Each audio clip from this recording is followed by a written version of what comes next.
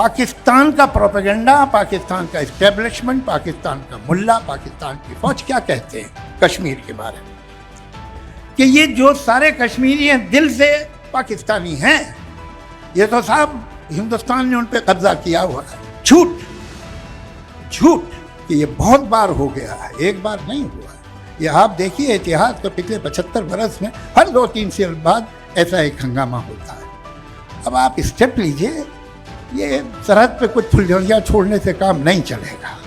पागल वहाँ का आर्मी चीफ है, उसकी स्पीच सुनिए ज़रा, वो एक समझदार आदमी नहीं दे सकता कि किस तरह का आदमी है। वो कहता है सही बात है, हिंदू अलग होते हैं, वो अलग कौम है, मुसलमान अलग कौम है। किस तरह का आदमी है भाई तू तो पागल लगता है। इन लोगों को ऐसा जवाब मिलना चाहिए, छोटी मोटी बात से सुनने वाले नहीं हैं, कि इन्हें याद रहे कि अब वक्त आ गया है कि एक आर और पार की बात हो जाए। संजय लीले, अतुल मोने, हेमंत जोशी, ये 3 लोग डोंबिवली के रहने वाले थे। इनका एक पाप था कि वो ज़िंदगी में थोड़ा सा चैन खुशियों की घड़ियां ढूंढ रहे थे। ऐसा नहीं करना चाहिए था शायद उन्हें, और यही ढूंढते हुए वो पहलगाम गए, और पहलगाम में उन्हें बेरहमी से शूट कर दिया गया। ये बात हमें भूलनी नहीं चाहिए, ये मामूली बात नहीं। ये मुंबई पे अरे जो नज़र है दुश्मनों की, हमारा बुरा चाहने वालों की।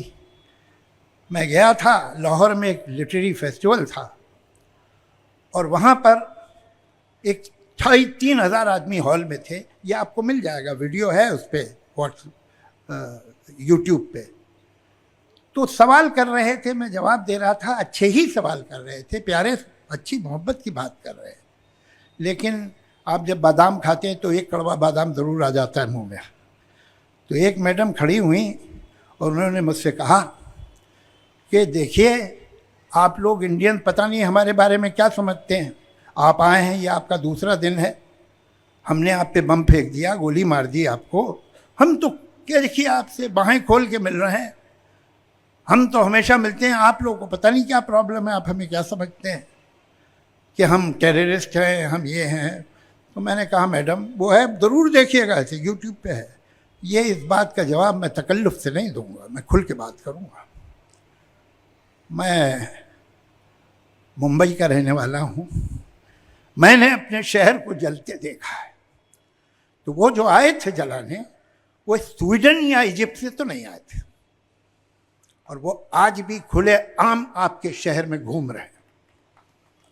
आप बड़ी खुली बाहें मिलते हैं हमें।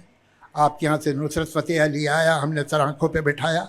आपके यहाँ से मेहदी यासर आया, हमने सर आँखों पर बिठाया। आपके यहाँ से फैज़ अहमद फैज़ आए, अटल बिहारी वाजपेयी साहब की सरकार थी। ऐसा लगता था कि किसी स्टेट का हेड आया है, आगे लाल बत्ती की गाड़ी चल रही है, राजभवन में ठहरते हैं, हर जगह उनका जो रिसेप्शन था। आज तक पीटीवी पे हिंदुस्तान का बड़े से बड़ा राइटर चला जाए, बड़े से बड़ा कलाकार, पीटीवी पे नहीं बुलाया जाता।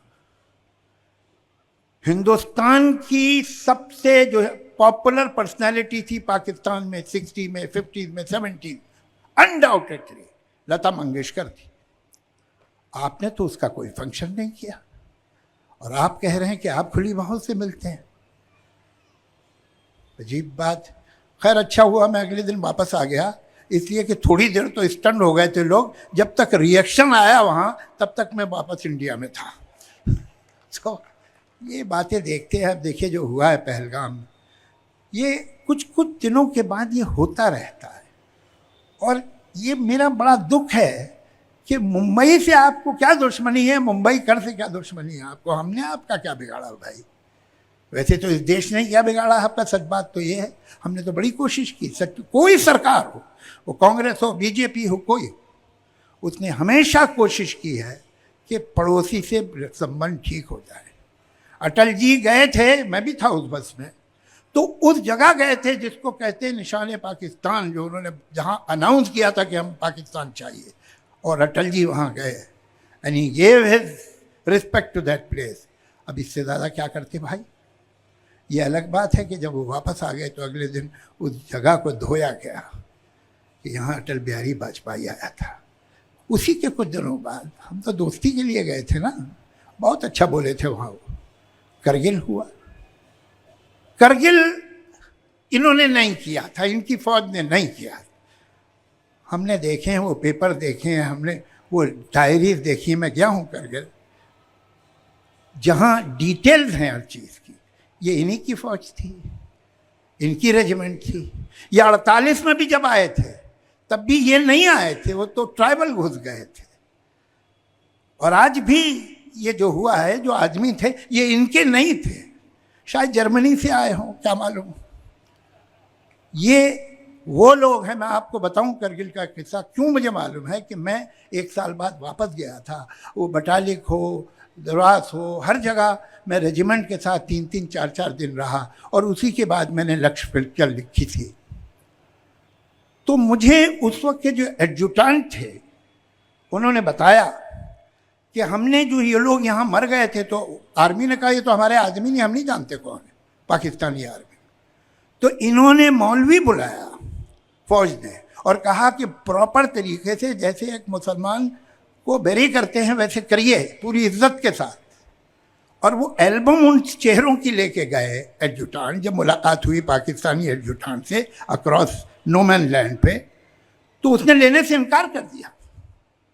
कहा कि भाई ये मैं ले लूँगा तो फिर मैं ऑन कर रहा हूँ कि हमारे आदमी थे, मैं नहीं लूँगा। मीटिंग ख़त्म हो गई। फिर वो अलग से आया एडजुटेंट साहब, उनका यार वो मुझे दे दो एल्बम, उस घर वालों को उनके खबर कर दूँगा। तुम जब अपने सिपाही को ही नहीं ऑन कर सकते हो भाई, तो तुम किसे ऑन करोगे? जो तुम्हारे लिए गलती से जान दे रहा है, तुम कहते हो ये हमारा नहीं, जब वो मर गया। तो ऐसे लोगों से क्या बात की जाए, आप ही बताइए। बड़ा दुख है। लेकिन जहाँ इतनी बातें की, मैं एक और बात बताऊँगा, वो बहुत ज़रूरी है सबको सुनना।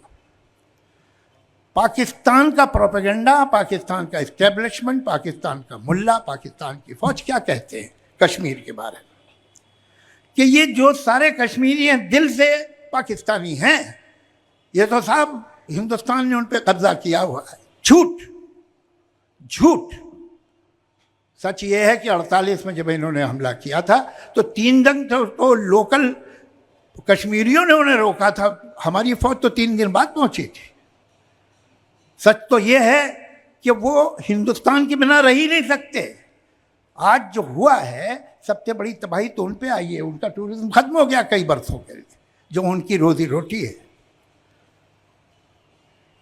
कश्मीरी हिंदुस्तानी है और वो दिल से, कुछ छोड़ दीजिए, पागल सब जगह मिलते हैं। 90%, 95%, 99% कश्मीरी हिंदुस्तान का वफादार है। और वो लोग जो मसूरी में या किसी कश्मीरी स्टूडेंट को किसी यूनिवर्सिटी में मारते हैं, उनको मालूम होना चाहिए कि वो पाकिस्तान की फौज से अग्री कर रहे हैं। अगर इसको आप पाकिस्तानी समझ रहे हैं, जो मसूरी में नौकरी कर रहा है या साउथ के किसी यूनिवर्सिटी में पढ़ता है, तो यही तो कहता है पाकिस्तानी मुल्ला, यही तो कहता है पाकिस्तानी फौज और उसका प्रोपेगेंडा। आप उसे कंफर्म कर रहे हैं, उसे क्लब कर रहे हैं उनके साथ। ये गलती नहीं होनी चाहिए। जितने कश्मीरी हिंदुस्तान के किसी भी हिस्से में हैं, हमारे यहाँ भी होंगे, उनको पूरा प्रोटेक्शन दीजिए। उनसे कहिए तुम हमारे भाई हो, कोई तुम्हारा बाल बिखा नहीं करेगा। तुम कश्मीरी हो, तुम हिंदुस्तानी हो। हम उनको पाकिस्तानी क्यों समझे भाई? यही तो वो कहते हैं, तो हम उन्हें कंफर्म करें। इससे बड़ी गलती कोई हो कि नहीं? ये नादानी है। मैं रिक्वेस्ट करता हूँ सरकार से, दिल्ली की सरकार, कि ये बहुत बार हो गया है, एक बार नहीं हुआ है। ये आप देखिए इतिहास, तो पिछले 75 बरस में हर 2-3 साल बाद ऐसा एक हंगामा होता है। अब आप स्टेप लीजिए। ये सरहद पे कुछ फुलझड़ियाँ छोड़ने से काम नहीं चलेगा। अब कोई सॉलिड स्टेप लीजिए। आप ऐसा कर दीजिए कि वो जो पागल वहाँ का आर्मी चीफ है, उसकी स्पीच सुनिए ज़रा। वो एक समझदार आदमी नहीं दे सकता। ये किस तरह का आदमी है? वो कहता है सही बात है, हिंदू अलग होते हैं, वो अलग कौम है, मुसलमान अलग कौम है। अरे इसको ये भी नहीं ख्याल कि उसके मुल्क में भी कुछ हिंदू रहते हैं। तू उनकी कोई इज्जत नहीं करता, उनकी भावना की, उनके इमोशन की, उनकी फीलिंग्स की, उनके स्टेटस की कोई इज्जत नहीं तुझे।